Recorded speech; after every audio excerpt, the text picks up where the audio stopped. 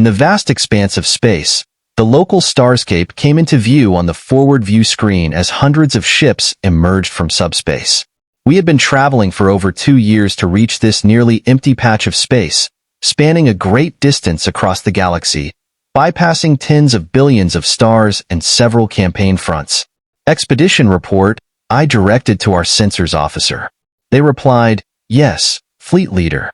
Subspace sensors are detecting no traffic or communications aside from ourselves, sir. Infrared has spotted increased activity in their home system, but nothing to suggest they have either ships or signals that can travel faster than light. Radio traffic is considerable, however.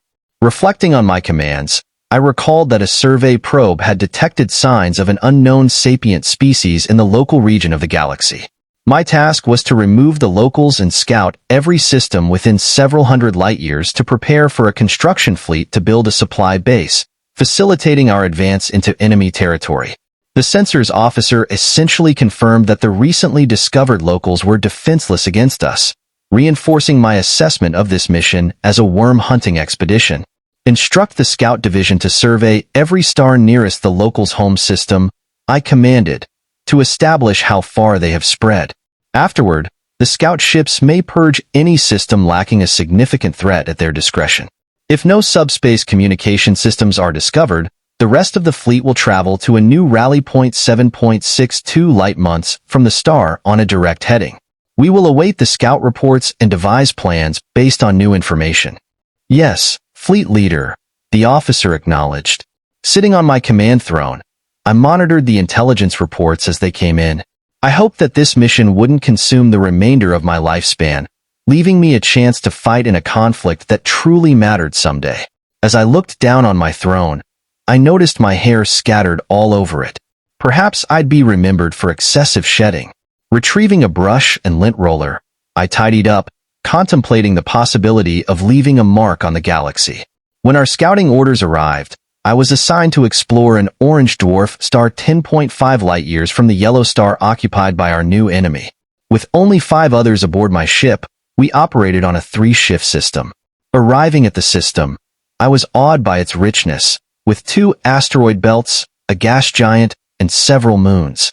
Despite my excitement, I knew the locals were likely present. My scout ship was designed to be difficult to detect on subspace sensors, but caution was still necessary. I plotted our course, sent the report back to the fleet, and prepared to scour each body and belt in the system. Our supply of drones would be essential for the task ahead. Meanwhile, the main fleet spread out in groups, each logistics ship receiving an equal share of the battle group. These ships were vital for the mission's success, acting as sensor ships, miners, refineries, factories, suppliers, and data handlers. Although losing one logistics ship would not jeopardize the mission, it would impact the timeline. Spreading them out allowed them to maximize their sensor capabilities through interferometry, functioning as one giant telescope. Commander, came the deep resonant voice of the intelligence officer as he entered the bridge. I have several key reports, sir, I acknowledged. I hope the purpose of the large structures around the home world is among them, I added eagerly. Proceed with that and much more, fleet leader, the intelligence officer replied.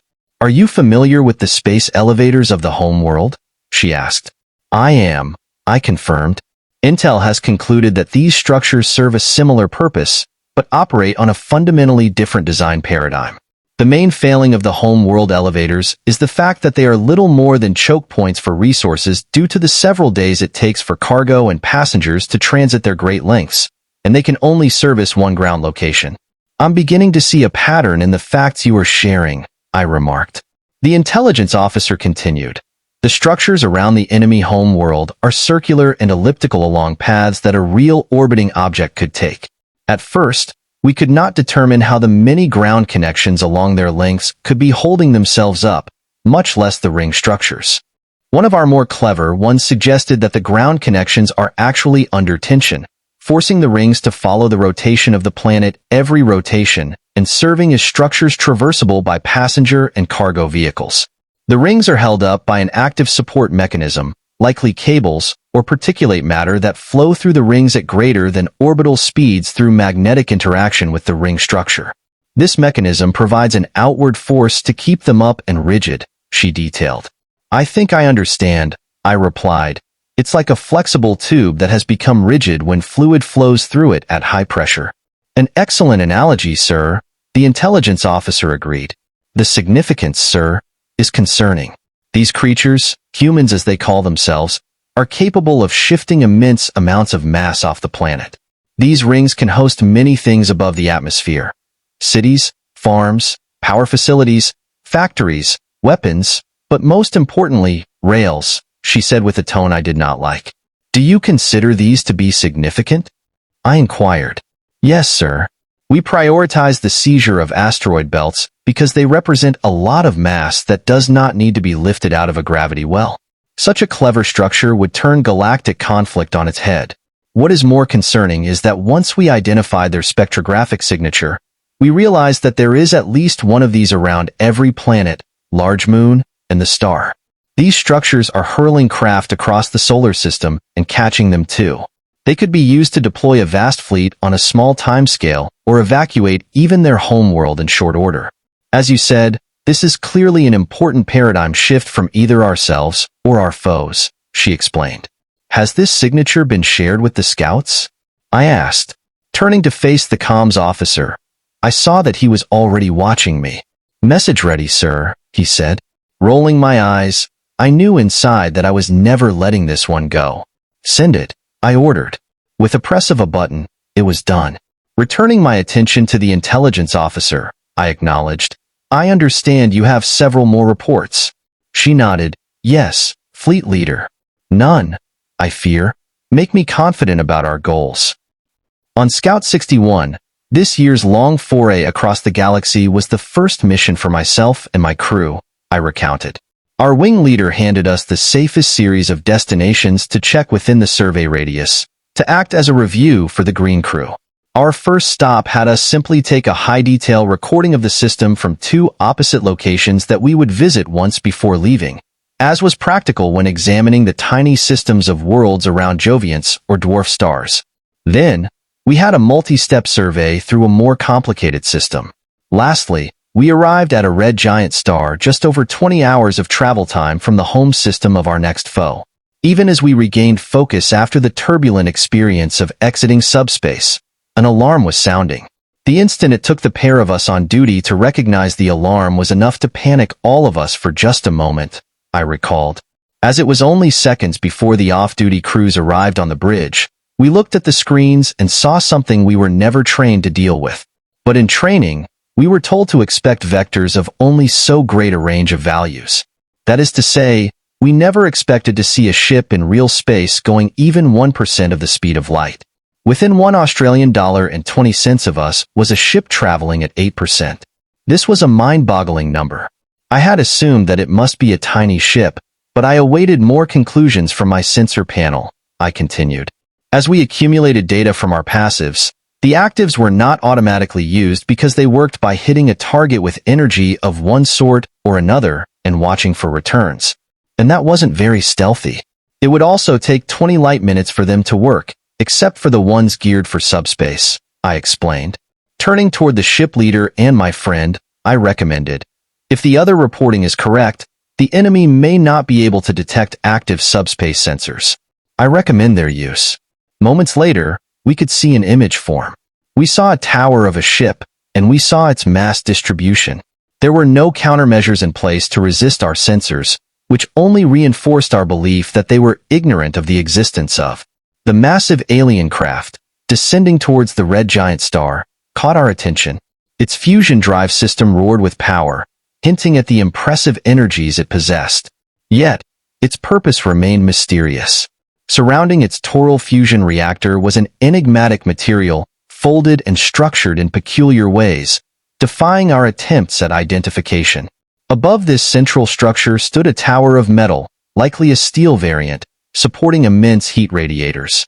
Finally, a colossal physical shield jutted outwards, pointing towards its origin point.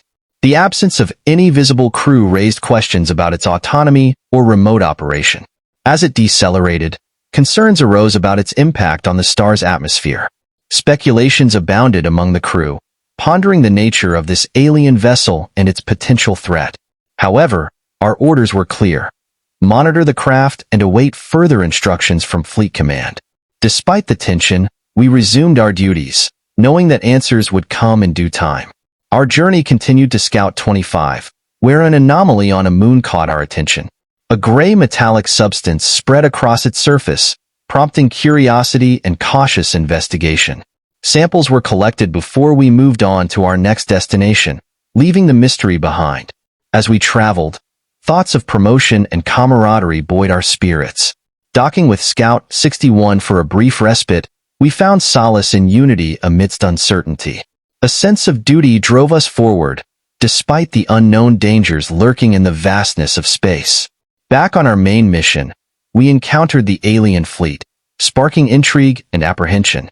Their advanced technology and industrial prowess far surpassed our expectations. The humans' home system teemed with activity, from mass-producing habitats to launching interstellar ships. The discovery of their infrastructure network, spanning neighboring solar systems, revealed the extent of their reach. Builder ships, fueled by immense lasers, accelerated payloads out of the system with precision.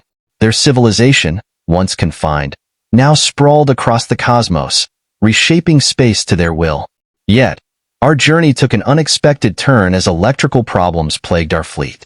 Suspicions arose as the source of these malfunctions eluded detection. Upon returning to the fleet, we faced a daunting task of uncovering the root cause and restoring functionality.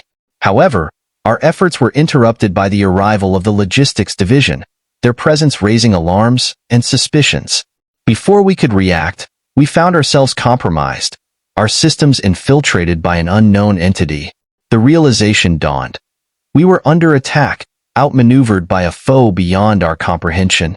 As the alien vessel approached, our fate hung in the balance. Negotiations ensued, offering us a choice between surrender or annihilation.